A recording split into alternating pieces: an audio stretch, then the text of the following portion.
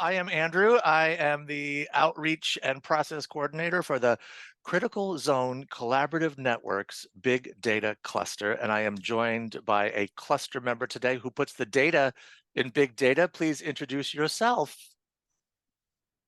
Yes, morning, Andrew. My name is Byung Lee. At UVM. I'm a professor of computer science, and I'm also co-PI of this NSF-CCCN grant project. So I'm taking care of this data management, data science aspect of the project. Yes. That's a lot of, there's so much data out there. How do you pick and choose? We're not going to get into all those things because one of the things that we're talking about in this cluster chat is upcoming in about 6 weeks or so, we'll be in Chicago. Are you going to AGU fall meeting in person? Virtually online only. But you are part of a couple of collaborative presentations, and one as the lead author, talking about some of these super anomalies. And that's what I'm really curious to talk with you about today, is some of that research finding that you have in there. And so I'm going to explain how I sort of understand it, and then please correct me. So you're working to develop some machine learning models that you can apply to big data sets that will just look for these extreme anomalies, either really high peaks or low dips, and then work to clean those out of the data sets so that researchers can use that data more efficiently. Yes, that's one of the research projects I'm working on, and that is what's going to be presented at AGU fall meeting in December. Yes, so let me talk about it. It started I think in January 2021, which is last year. Julia, the lead PI, introduced me to Jamie Shanley, you know him, at the USGS. And then I was aware, actually that was one of my main interests in joining this acquisition project. That's plenty of time series data, okay, generated by environmental sensors, which Jamie and I just fondly called messy data. It's really messy. I have dealt with different kinds of time series data, such as human heartbeat, electrocardiogram. And then I did research on anomaly detecting anomalous heartbeats, which can be critical. It's like it can be a moment of patients, like life and death. So live, real time, when there's an anomaly in heartbeat, detect it as quickly as possible and then send a message to the base station. In that space, there is a base station, literally. There are trained technologists monitoring these alarms coming from these cardiac pacemakers implanted in patients' hearts. But detecting anomalies from human heartbeats is a breeze compared with this environmental sense.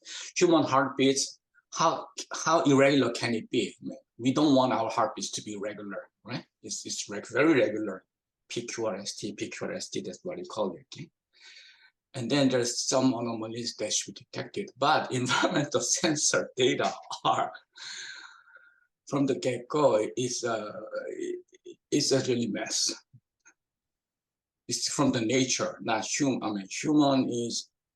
Humans are part of nature, but we are like well-crafted, well-organized beings. Okay?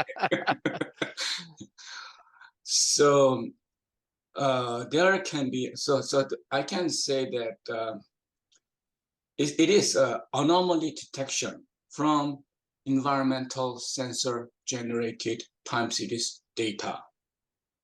That's the area. Within that, I talked to Jamie, and then what kind of anomalies would interest him. Among others, he mentioned some abnormal peaks when there are some events. The sensor generated this time series signal value changes, and oftentimes they make peak. Okay, so like turbidity, F-time, stage. We looked at these 3 time series types of time series data. Okay? So when the water level rises, okay, turbidity increases because it becomes murky, and it affects the F-time value.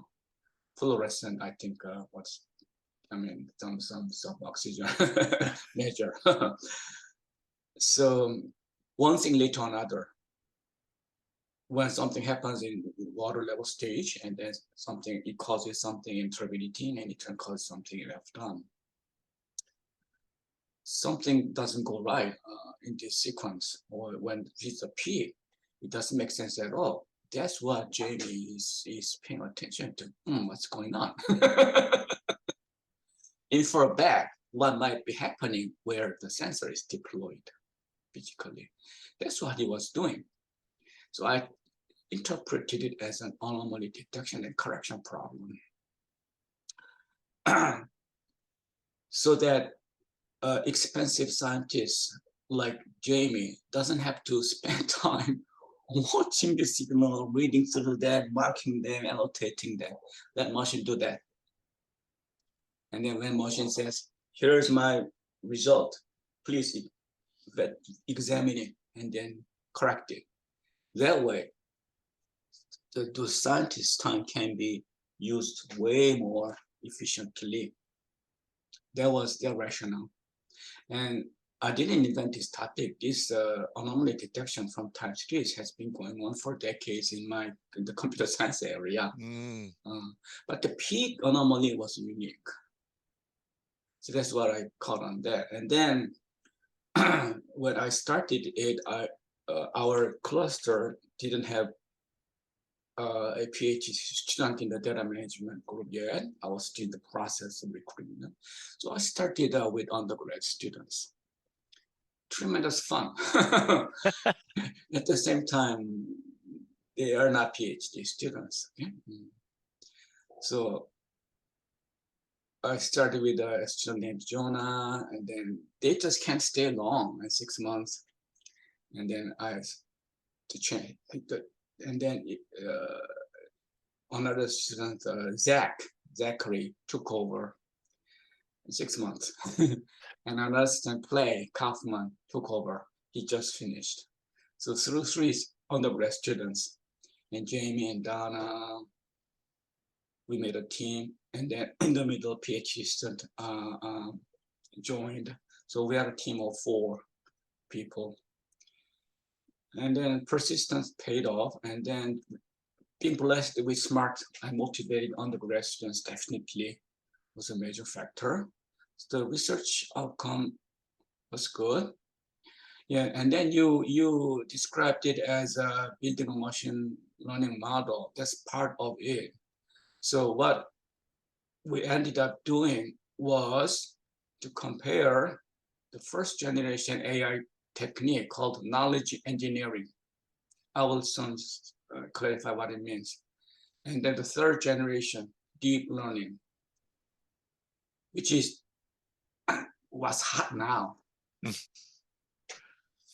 Having been in this field for so long, more than 3 decades, I've seen that all. I was the first generation AI researcher at Stanford University. I was doing this knowledge engineering, building expert systems.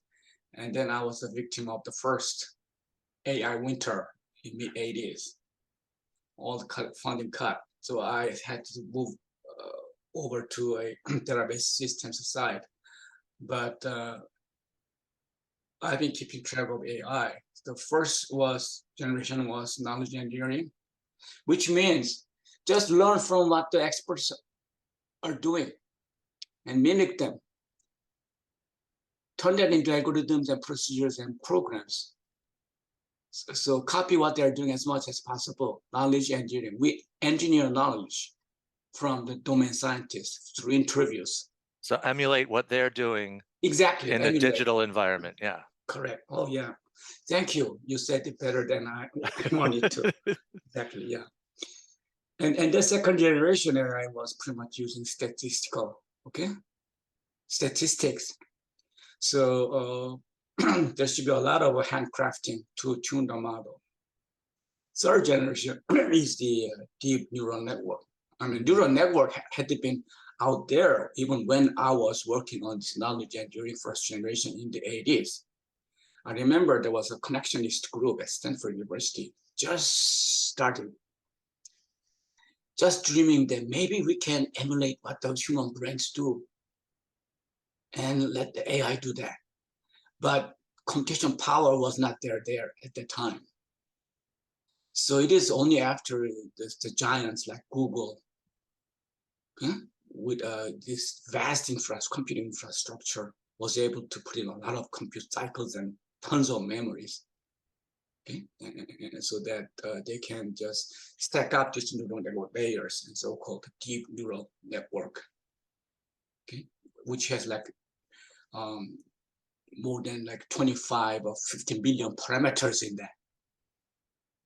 So that the thing that makes me wonder is, does the technology and the hardware limit the work that, like all this talk of quantum computers, is that sort of the next part of this? Quantum computing is That's totally even something that's else. something different. Not even that. It's not just learning; it's about computing itself. Yeah, it's like from outer space, landing here. Okay. So it's not even that. It's taking advantage of the growth of the hardware technology itself that can finally catch up with your ideas of what you want to do. I'm talking, yes, we're talking about Yeah. specifically deep learning. What Yeah. enabled deep learning as a commercially viable technology was exactly the advancement in the hardware and software technologies, computing technologies. So that's what made it possible. But having lived through this first, second, third generation AI, having seen them all, having burnt badly with knowledge engineering, and I was away for the second generation, but handcrafting is a painful technique. And the third generation, I knew deep learning is powerful, but I could sense a lot of hype there. People tend to believe blindly. Whatever complex problem is, just give it to the deep neural network. It will learn, it will extract features, build a model, and then find a solution for you. I personally don't think that's it. It's still very limited to very specific problems, such as there's a cat and a dog, there are still pictures, can you distinguish between them, and then there's a driverless car, of course, there's a deep learning behind it, but it can't function without a lot of assistive other technologies. So it started, so I tried to compare the first generation and the third generation, see how good they are for this massive, very complex anomaly detection from environmental sensor generated times data. With his knowledge engineering, I interviewed Jamie and he said, yeah, when do you see this peak is anomalous? What kind of anomaly? Oh, okay, when sometimes the peak is like skyrocketing. That's the easiest one. Shoots up all of a sudden, more than normal. Of course, the scientists are thinking, what's going on? Why is it shooting up like this? What's happening? That's an event. And then I asked him, when do you see a peak and say it's shooting up? So we gave it a name. Let's call it a skyrocketing peak. So when do you would label this as skyrocketing peak? And he says that when the ratio between the base width of the peak, from start and end, and the peak amplitude is more than a certain value. Okay, that's our parameter. Calculate the base amplitude divided ratio. When the ratio is more than a threshold, we consider it a skyrocketing peak. One parameter. Of a stream's activity, which has so many other things, temperatures, wind, all that stuff. Yes. So we have identified about a dozen anomalous peak types. And then we actually dealt with about 5 or 6 anomaly peak types. Okay, and then we knowledge engineered the James expertise into our algorithms with the parameters. And we tune the parameter values. These are like threshold values against sleepless research watershed time series data. Okay, so we trained it, so tuned the parameter values, and then set aside some time series never shown to the algorithm and tested how well the trained algorithm was able to detect the anomalous peaks correctly. That's the knowledge engineering approach. Deep learning approach, we just labeled these anomalous peaks and then give that to the deep neural network. Figure it out and learn to detect anomalous peaks correctly. That's why it needs like actually what the deep neural network we used is a small one, called resonance small one. It has more than 25 million parameters in it. And that's a small one. It can be billions. Okay. So you found this small one, just a few dozen million parameters in there. You threw it at it, and did it learn? Oh, it did learn. It's quite good. I just give it enough time, enough compute time, which means enough. We spend enough money on that. It learns, and it's quite good. I'm not saying deep learning is useless. It's powerful technology. Okay. But we compare the results obtained through our knowledge engineering, where each anomaly type requires like 1 to 3 parameters, threshold values. Deep learning, which overall used up like 25.3 million parameters in it. For different anomaly types, the different approaches did better in terms of accuracy. Overall, knowledge engineering did slightly better. Interesting. Which was really pleasing result. Furthermore, the training time, the time it takes to train, and the memory, computer memory that's consumed, incomparable. For deep learning, I think it was like 35 gigabytes of memory. For knowledge engineering, it was like 5 to 10 megabytes. Oh, wow. Gigabyte is 1,000 times. 1,024 times larger than megabytes, right? So can you see the difference? Yeah. Yeah. So in terms of the computation efficiency, of course, there's no competition. Knowledge engineering is hands down win. So that was the main outcome. We compiled that and then submitted to a big data conference. Was accepted. And then it's not announced yet. So you're the first person I'm telling you, oh, this is being recorded. Yes. Don't tell me. Okay. Yeah. It's going to receive an award there. Oh, okay. All right.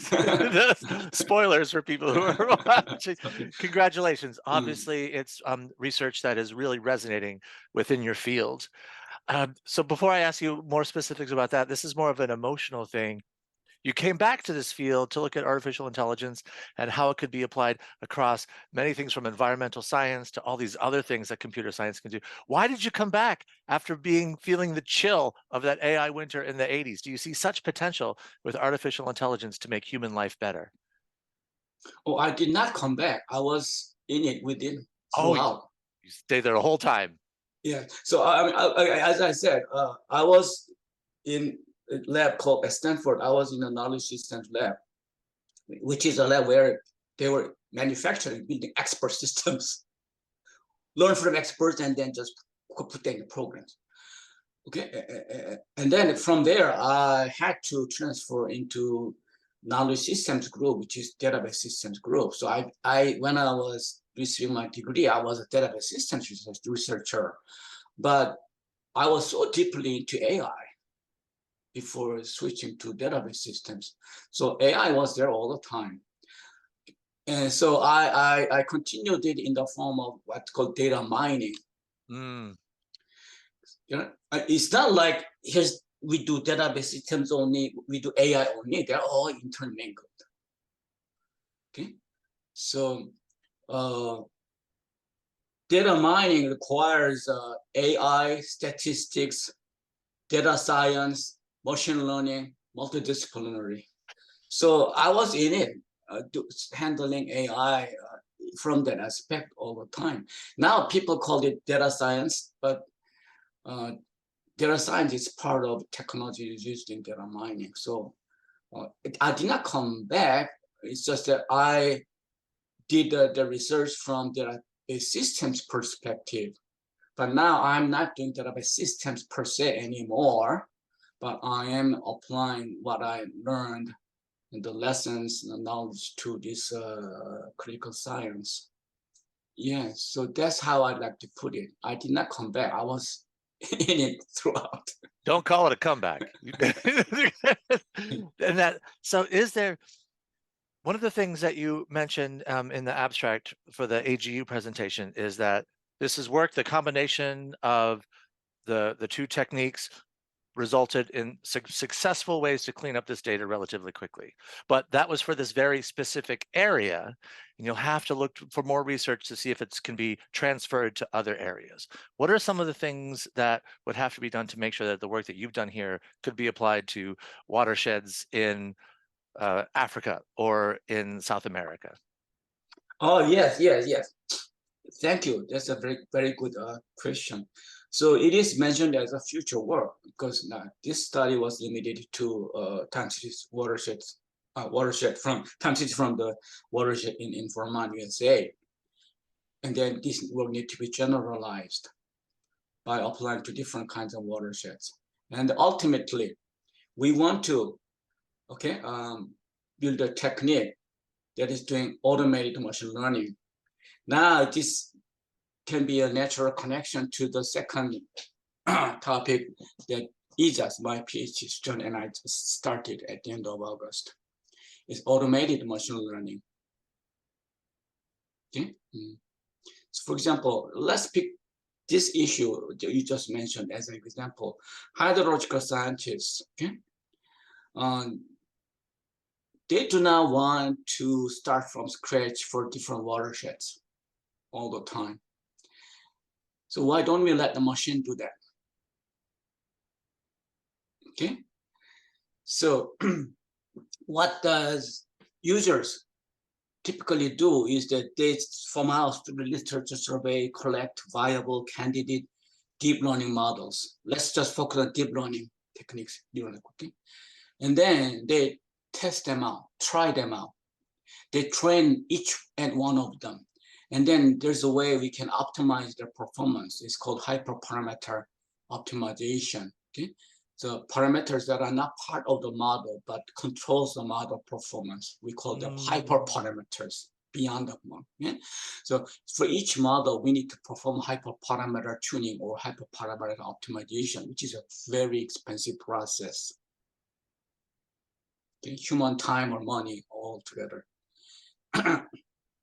And then they pick the model that shows the best performance for that watershed and then test it. For another watershed, they repeat. Another watershed, repeat.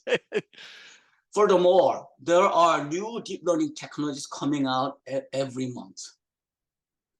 The change of the pace is daunting. No one can just stay abreast of all these advancing technologies. Okay, yeah. So they heard about it, they just pick it up and they give it to a machine. To a machine, we give an inventory of deep learning models we want to try out. Okay, and then of course it comes with the hyperparameter specifications and give you the data set. The machine does all. Try out halfway through and pick the model. This is it. Okay, and then use it to give the test results. It's just like a framework. Okay, that's the first thing that Ijas and I are doing. Model selection framework. Number two, which Ijas and I just started 2 weeks ago. It's called Neural Network Architecture Search. It is building our own deep neural network architecture Oh, instead of using one of the off-the-shelf architectures. Because every watershed is different, unique. So when we picked off the shelf, it's overkill. It's a humongous giant one. They perform well because they are way more than needed. Okay, so smaller, more compact, optimized for the watershed. Can we build that? It's called neural network architecture search. Okay, that's another way. and you've just All started. yeah, You've just all in the view of like automated machine learning. That is really exciting. Mm. Obviously, we'll stay tuned to find out more about that. But one big question, is that something that, so you say you and Ijaz work together, you create this tool. Do you get to sell it? Do you patent it? How does that work in the data science field? Like, is that something that you could spin off into a company, or is it you just give it for the benefit of the world? That's another story. But let me tell you, I mean, Ijaz and I'm not the only one, or not to mention the first one doing this. There's a field that does this, automated machine learning. I mean, you can do Wikipedia search, automated machine learning, or auto ML. You will see a Wikipedia article, you will see that, oh, it goes back decades. So it's its own field. I don't know, there may be some people like with entrepreneurial spirit or ambitious who want to start something. But it's aside from what we are doing. As of now, I don't have that in mind or on my agenda. Just do a good job, especially with the spirit of serving this hydrocritical science community, environmental science, especially the critical science in mind, and build a tool that will benefit my fellow scientists. And if it leads to some commercial interest, then there may be something, but that's not what I have in mind. The last question I have, I know we've got other things going on today. I could talk to you for hours. It's so fascinating. What's it like to see, you've worked in this field for a while, you've seen generations of students come and start learning these things. How does that fuel your own work to see what the future will hold for them, what you can teach them, the skills that they will have to carry this work going forward? How does that make you feel as a scientist? Oh, okay. It's more than as a scientist, but as a professor. Professor, yes. My father was an educator, okay? And I am too. So as an educator, it's very meaningful to be an educator, especially to see my students being trained. And you know what they're like when they just come to me first, right? I just come to them, but then we become interdependent. And then when I see them, see that, oh, I'm depending on them for the topic of research that he or she is working on. Signal he or she is ready to graduate, and then they graduate and they launch a really strong career. Okay, sometimes even lucrative career. And then I have seen that happening again and again through my students. It's like a dad raising children and then have them get married and then start their own lives and see them succeed and then be pleased with that. The same set of mind, same spirit, I would say. That's so lovely. Yeah, fulfillment, right? Yes. Professional and personal. Correct, that's correct. Yes. We'll do this again. Thank you so much.